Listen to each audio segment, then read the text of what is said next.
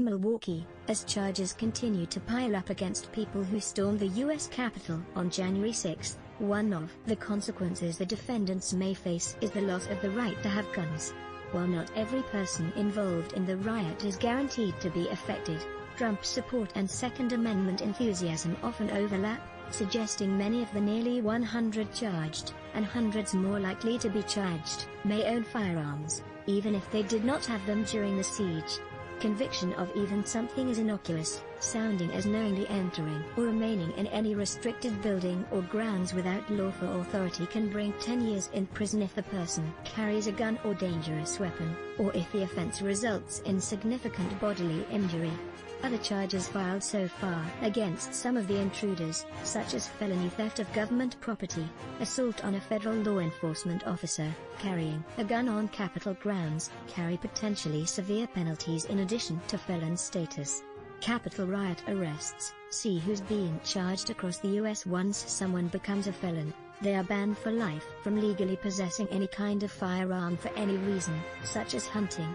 Almost any federal offense punishable by at least a year in prison can trigger the gun ban, which would prohibit gun possession in any state. Only felonies pertaining to antitrust violations, unfair trade practices, restraints of trade, or other similar offenses relating to the regulation of business practices do not automatically trigger the gun ban. Being caught with a gun after a felony prohibition exposes you to another felony charge.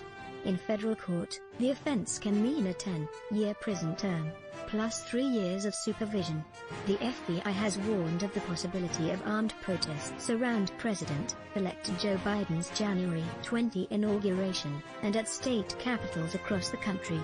Felony-level crimes associated with them could potentially carry the same loss of gun ownership penalty. War-time footing. Capitol draped in steel and concrete in unprecedented inauguration security operation. The threat of lost gun rights played a role in ending the Walleye War in northern Wisconsin in the late 1980s, according to former State Department of Natural Resources Secretary George Meyer. Hundreds of sports fishermen and their supporters staged vocal, threatening and sometimes violent protests at landings where Native Americans were launching boats to spear walleye under a 1987 federal court ruling that recognized certain tribal fishing rights.